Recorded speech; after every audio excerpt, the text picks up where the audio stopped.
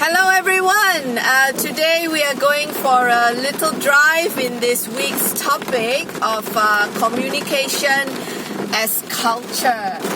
Now this week's topic can be seen as rather not exactly formulaic. There's a few models we're gonna look at if you have read James Carey's reading, as well as that communication is, as you already know, a very complex process. It's a complex process that involves actors, institutions, influencers, even significant events of history.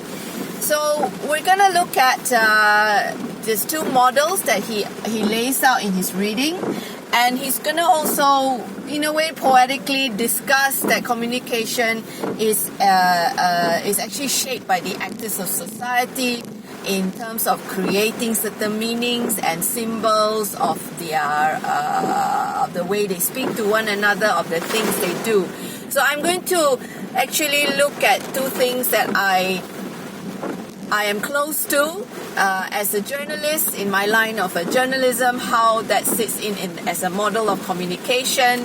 And I suppose I do a lot of yoga and I also teach yoga. So that in itself is another field that has its own set of communication models and a certain cultural acceptance and practice to it.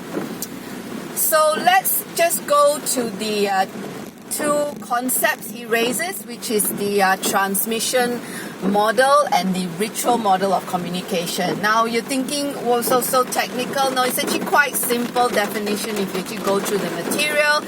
And these two concepts will be asked in your quiz in later this semester. So feel free to read up and understand it.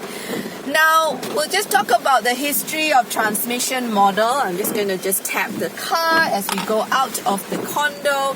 Actually, I'm on my way to yoga class, so that's why we're taking you for a ride. Now, the transmission model is very simplistic. Usually set about to explain how religion was the basis of this transmission model, where messages are sent through what we call transmission methods. It's message transmitted from sender to receiver in a persuasive manner, in a way to convince the audience. And naturally, you can tell from the word transmission, it is usually one way only. So that is the history of transmission model. Now you can just take a look at the concept that was discussed in the 1920s America, and that seems to be the model that defines how religion was propagated. Religion or Christianity was, supposed shared and spread in the communities at that time. And then from here, perhaps you can think about what transmission models you come across in your day-to-day activity. Are you receiving messages one way from a particular, lecture as an example, or when you are dealing with another institution, or when you are gaming, or when you are performing,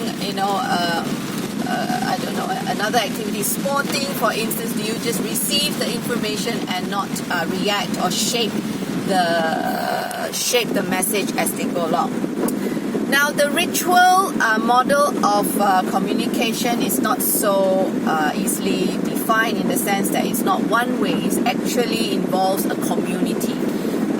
Rituals, rituals as defined as certain things you do, certain approaches you take. Maybe there are certain practices a particular members of a society or members of community adhere to stay in touch with each other and communicate messages to one another. So it is not just from sender to receiver, but the object or the text message or the task that is being communicated to the members of society or members of that community is shaped, influenced, and perhaps altered within that community or that sort of subset group of society. So a way to I suppose a way to consider what a ritual model is that you may see in your daily life is just look at your family unit. If you're here, if you're living alone in Malaysia as a foreign student, perhaps your family is your group of, your group of cohort, your dorm mates or your condo mates, or those of you living at home. What are the rituals that your family engages in? How do you communicate with one another? Is there a certain set of rules that you all adhere to? Are they spoken? Are they sort of publicized, or are they shared at the start of the day? Do you have a family meeting, or is it expected that you be home for dinner, or is it expected that you are in bed by a certain time? I assume you're not, so you're at a stage where you perhaps maybe form your own rules and form your own rituals of your sort, and your family accepts it. So what are those symbols and those signs that your family engages in terms of fitting into the ritual model of communication? And it's something that you can think about when you are looking for examples to discuss in your final assessment, because we do talk about how communications technologies affect the way families now speak to one another. Do they even speak at all, or are you all on your phones? Do you use WhatsApp? Do you use a particular way of talking to each other? Do you not talk to each other? How do you function as a family? So that sits in Carrie's explanation of ritual model of communication. So just read those two theories, or those two explainers of the models that will come up in the quiz later this semester, which I assure you is very, very easy. Okay, so let's look at how Carrie then goes on to sort of exemplifies or expands on the notion of communication as being something pretty complex, and that communication itself is a form of culture, that it is not just when we communicate with one another, with another family member, another friend, another classmate, we do not just sit and receive as a passive audience. So this is a nice sort of follow-up or follow-on topic to what Yoka was talking about as audience members. So communication requires a lot of influence and play by the actors of society involved. So as say, within the university society, you do not just receive the messages given by university lecturers, the school, even your classmates, but you also act as an influencer. You actually shape the message, shape the object, or shape the sort of the object or the task that's being presented to you. So you are in play just as much as the other social actor. How does this play in, say, sort of talking about being involved as a journalist? Now, journalist is not just a very passive role that we receive information and then we write what is written.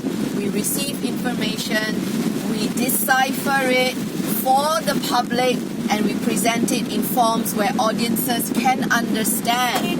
And noticing how audiences behave when we present certain information. Do we present it in text? Do we record a video for our audience?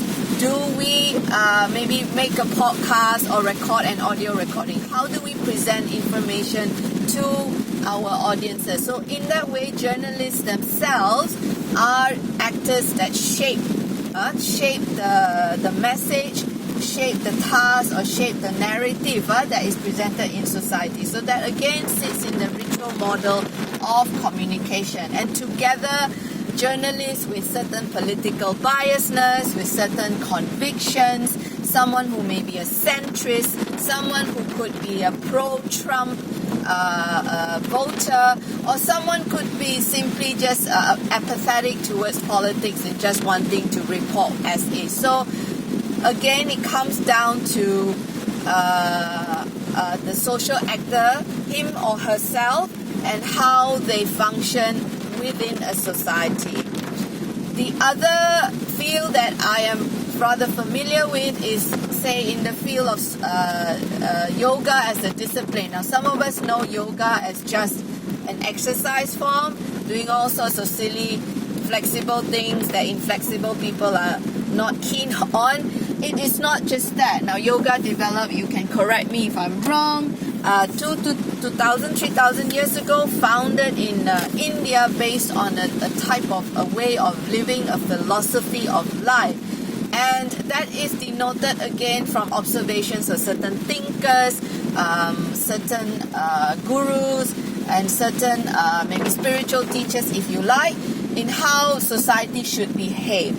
Now, over time, there's the script of the Patanjali Yoga Sutras. If you're into that, you will see certain principles being laid out in how a certain yogi should behave. Should embrace non-violence, have non-attachment to items, and to be able to be kind and compassionate to fellow mankind. Now, over time, when yoga was brought to the West, again, it took a form of, it was commodified, if you like. If you do follow the industry, it was westernized, and I dare use the word bastardized, to make it seem a bit more aggressive, to follow a certain Western culture of activity.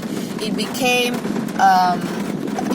a practice of strong practices. It required you to be physically strong, challenging, and perhaps appealing to certain type A personalities where they're looking for competitive spirit. So it has changed from when it was developed or at least founded in India. Whether that is right or that is right or wrong, we're not here to judge. We're just here to observe and to study and to just see something as complex as a philosophy of yoga being altered by the actors that are in the Western market, right? And then slowly you can see how commodification happens right down to the type of yoga mat, yoga gloves, yoga clothes that you wear. How was this possible? Is it driven by the capitalistic society of the West?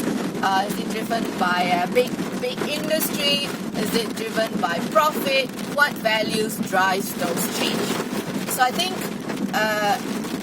we are wanting to just draw your attention to that communication is not a simple one-way model or one-way approach. Sometimes it's not even two-way, because there could be 3 or 4 influences from different social actors, different political camps, different sets of ideology and influences that lend its imprints on what you're trying to communicate, what you're trying to share, and maybe what you're trying to create so that there is some order in society.